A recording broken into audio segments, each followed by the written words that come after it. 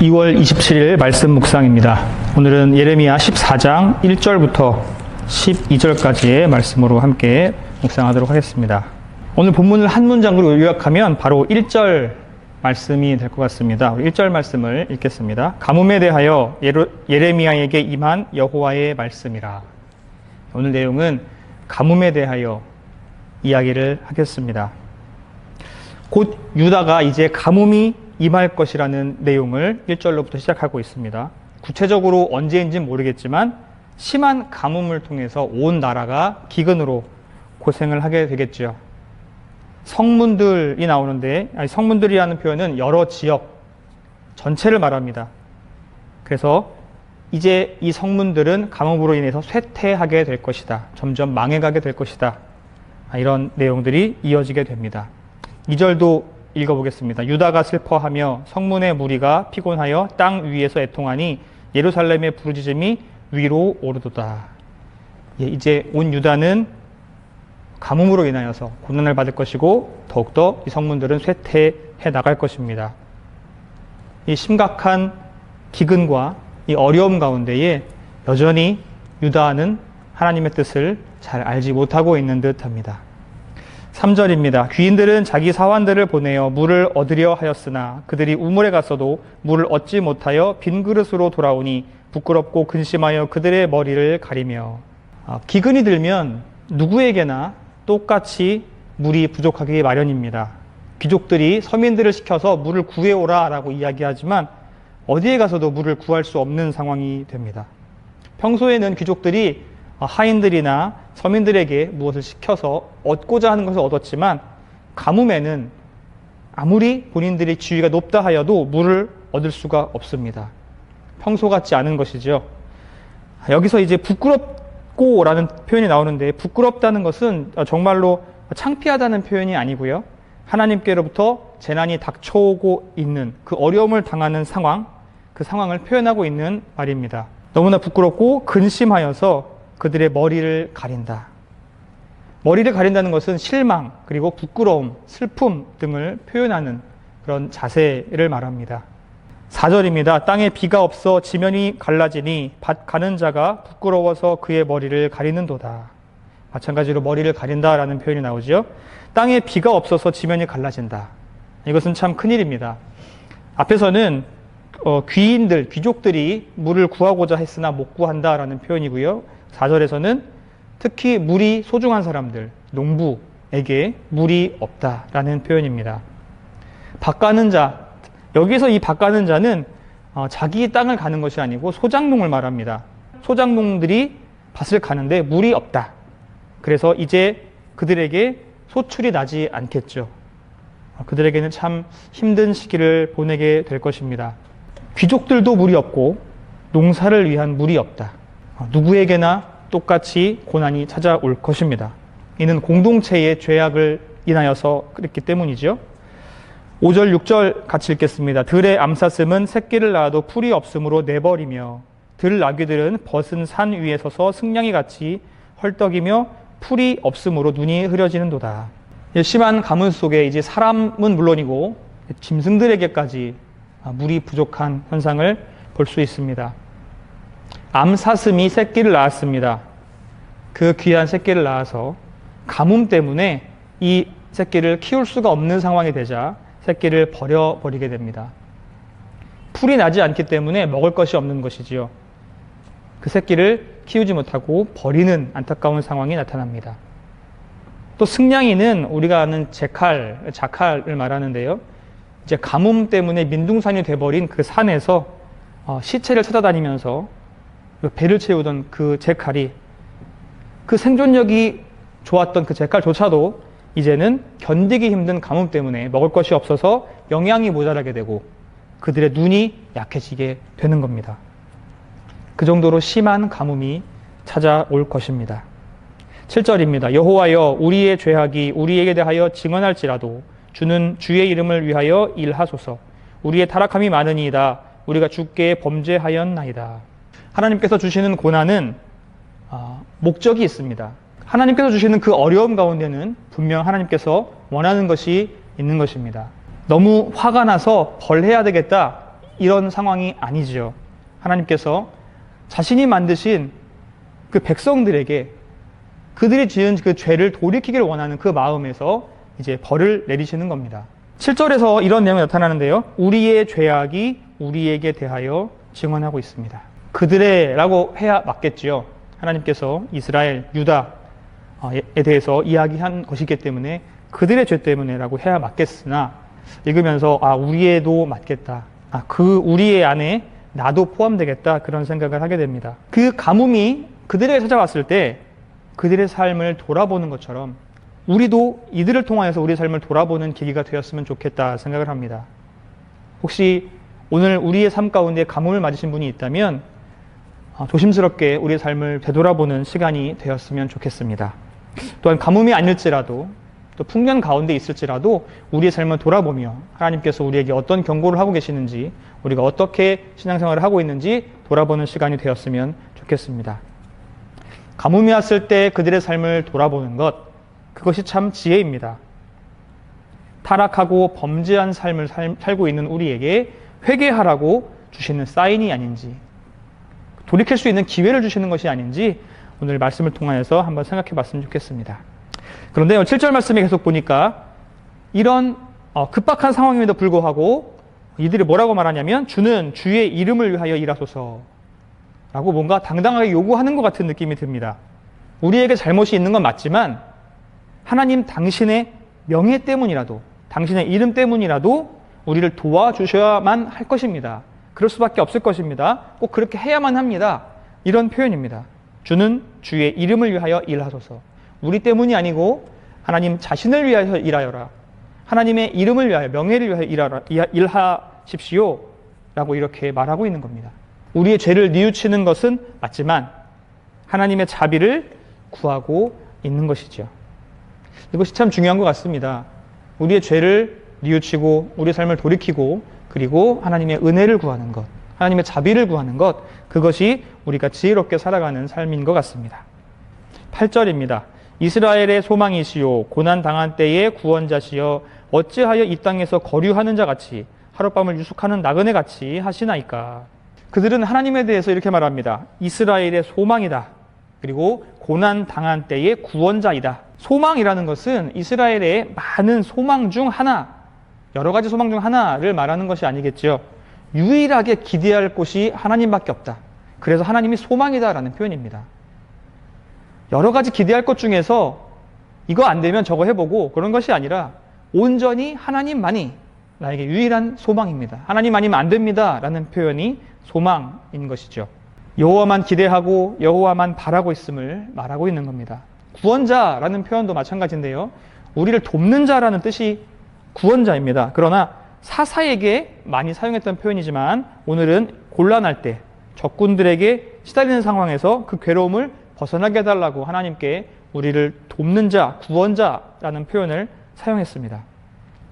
이스라엘의 소망이시고 그들의 구원자이신 여호와께서 어째서 우리를 아직도 구원해 주지 않고 있습니까?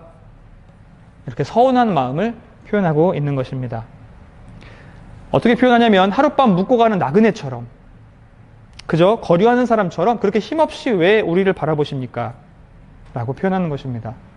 하나님이 아무 힘이 없어서 그들을 돕지 않는 것처럼, 돕지 못하는 것처럼 느껴지는 상황이죠. 9절도 읽어보겠습니다. 어찌하여 놀란 자 같으시며 구원하지 못하는 용사 같으시니까 여호와여 주는 그래도 우리 가운데 계시고 우리는 주의 이름으로 일컬음을 받을 자이오니 우리를 버리지 마옵소서. 8절과 이어집니다. 놀란 자도 그렇고 구원하지 못하는 용사도 마찬가지겠죠. 놀란 자는 너무 놀라서 아무런 힘이 없습니다. 아무것도 할 수 없는 상황을 말하고 있습니다. 구원하지 못하는 용사. 용사면 뭐합니까? 구원하지 못하는데. 아무 힘이 없는데 뭐합니까? 그런 표현이겠죠. 여호와가 우리를 돕지 않고 구해주지 않고 왜 가만히 있으십니까? 당연히 우리를 구해줘야 되는데 왜 힘이 없습니까? 이렇게 말하고 있는 겁니다. 그렇게 표현은 했지만 곧 이어서 여호와를 신뢰하는 마음을 다시 한번 표현합니다. 비록 힘이 없이 돕지 못하는 상황인 것처럼 보이는 그 하나님이지만 하나님은 우리 안에 계시다라는 것을 확신하고 있습니다.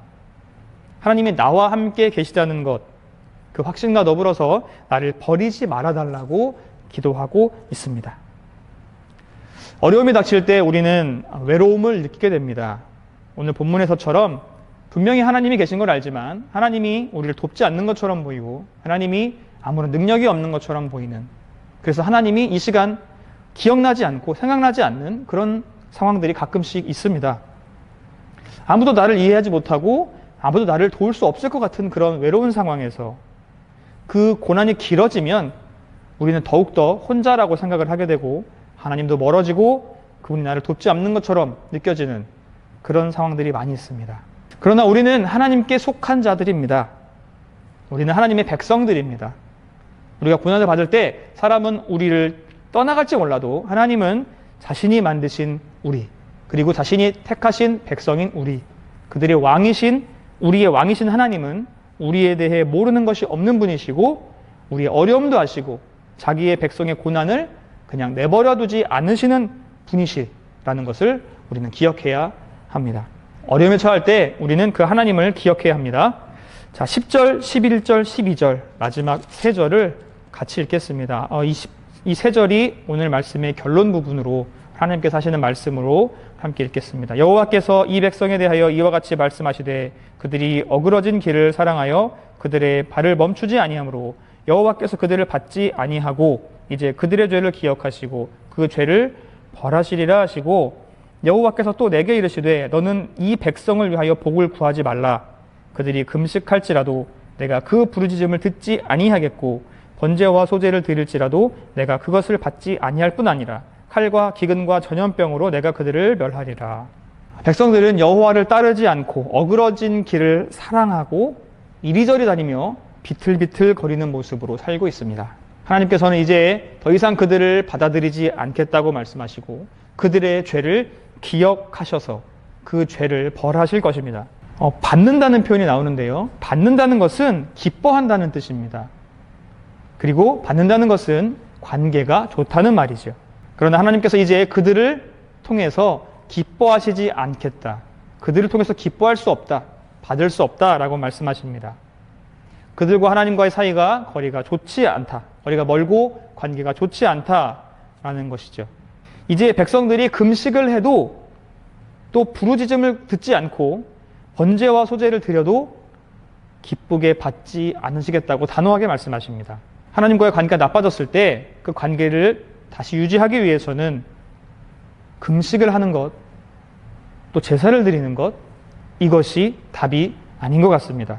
사람들은 힘들 때, 어려울 때 하나님께 기도를 하기 위해서 금식을 하고 뭔가 작정 기도를 하고 뭔가를 하려고 하지만 하나님께서는 그것 자체로는 기뻐하지 않으십니다. 관계에 있는 것이지요. 하나님과 더욱더 가까워지기 위하여서 우리는 어떤 노력을 해야 하겠습니까? 우리가 그동안 열심히 하려고 했던 기도 생활, 헌금 생활, 금식, 작정 기도, 뭔가를 하려고 했지만 그것 가지고는 되지 않는다는 것입니다. 가까워져야 된다는 것이죠. 어떻게 가까워져야 하겠습니까? 그것은 바로 회개밖에 없음을 고백합니다. 우리의 마음속에 죄가 있는 상황에서는 하나님과 관계를 좋게 할 수가 없습니다. 가까워질 수 없는 것이죠. 하나님은 죄에 있는 사람하고는 가까이 할 수 없습니다. 그 죄를 먼저 해결하고 나야 하나님과 관계가 좋아질 것인데 우리는 무엇을 자꾸만 하기 위해서 노력을 하고 있지만 정작 우리의 삶에 있는 죄악들은 보지 못하는 경우가 많이 있습니다. 그런데 오늘 이 부분, 마지막 부분을 보면서 왠지 모를 감동이 있었습니다. 하나님께서 너희를 멸하겠다라고 말씀하시는 이 상황에서 그럼에도 불구하고 감동이 있었던 부분은 무엇이냐면 하나님께서 죄로 인해 벌을 받을 백성들에게 말씀하시는 내용에서 감동을 받았습니다. 뭐라고 말씀하시는지 보십시오. 그들의 죄를 기억하고 그 죄를 벌한다라고 말씀하십니다. 그게 왜 감동이냐라고 말할 수 있겠지만 저에게는 감동으로 다가왔습니다. 왜냐하면 죄로 물든 백성들, 그들에게 죄를 기억하고 죄를 벌한다고 말씀하셨지 그 백성들을 버리겠다라고 말씀하진 않으셨기 때문입니다. 그들의 죄를 벌한다고 했지 그들을 벌한다고 하지 않으셨다는 거죠. 유다의 죄는 너무나 악했고 너무나 많았습니다. 그리고 그들을 하나님이 용서하기에는 그들이 너무나 우상 숭배를 했고 하나님을 사랑하지 않았습니다. 그러나 그럼에도 불구하고 하나님께서는 그 우상 숭배하고 하나님을 업신여겼던 그들에게 사랑을 버리지 않으시고 그들을 버리지 않으셨습니다. 이런 표현 하나하나가 자신의 피조물에 대한 하나님의 사랑이 보여지는 구절들인데요. 우리의 연약함, 우리의 죄악된 모습들이 아무리 많아도 하나님께서는 이들에게 하셨던 것처럼 우리에게도 똑같이 하실 것입니다. 내가 지금 제대로 살고 있지 않아도, 나의 신앙생활이 흐트러졌어도 하나님은 우리를 버리지 않으실 것입니다. 유다는 회개하고 돌이킬 기회가 있었습니다. 그러나 그들은 회개하고 돌이키지 않았죠. 그 기회를 다 잃어버린 그들에게 이미 심판은 결정되었습니다. 그러나 우리는 이렇게 늦기 전에 기회가 있을 때에 빨리 돌이켜야 합니다. 예레미야서에 써있는 그들의 이야기로만 보지 말고 오늘 이 말씀이 나에게 적용되는 말씀이라고 생각해야 할 것입니다. 잘못된 점, 또 우리의 죄를 회개하고 다시 주님 앞에 당당히 서게 되길 원합니다. 그래서 하나님과의 관계를 더욱더 좋게 가져가는 하나님과 자녀, 우리의 관계가 되길 원합니다. 죄를 기억하시고 죄를 벌하시는 하나님은 우리가 회개했을 때 우리의 죄를 다시는 기억하지 않으실 것입니다. 그리고 우리가 주님께 다가가는 것보다 더욱더 친근하게 우리에게 다가와 주실 것입니다. 성도 여러분, 오늘 하루도 겸손하게 하루를 살아내십시다. 내 생각대로 살기보다 한 번 더 하나님의 뜻을 구하는 삶을 살아야겠습니다. 내 뜻이 하나님의 뜻보다 앞서지 않기 위하여서, 내 생각이 하나님의 생각보다 앞서지 않기 위하여서 더욱더 겸손하게 주님의 뜻을 생각해보며 사는 하루가 되었으면 좋겠습니다. 긍휼의 하나님, 사랑의 하나님이 언제 그 긍휼을 거두어 들이실지 모릅니다. 오늘 본문에 유다에게 하셨던 것처럼 이제 더 이상 기회가 없다 말씀하시기 전에 우리는 다시 우리의 모습을 돌아보고 주님 앞에 회개해야 할 것입니다.